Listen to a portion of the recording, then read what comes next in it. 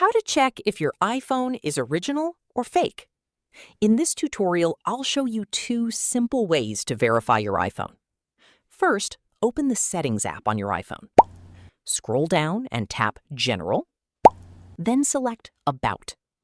Here, you'll find different details about your iPhone. Look for the model number. The first letter of the model number can tell you how the device was originally sold. If it starts with M, it generally means the device was sold as a new retail unit. If it starts with F, it indicates a refurbished unit. If it starts with N, it indicates a replacement device provided by Apple. Next, let's verify the device using its serial number. Go back to the About section and find Serial Number. Tap and hold it to copy the number.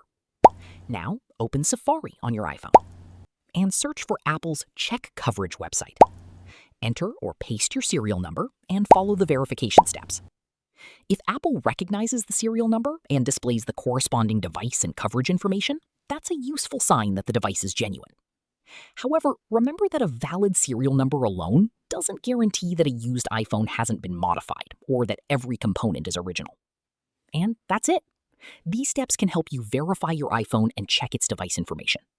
If this tutorial helped, don't forget to like the video, subscribe, and check out more helpful iPhone tips and tutorials.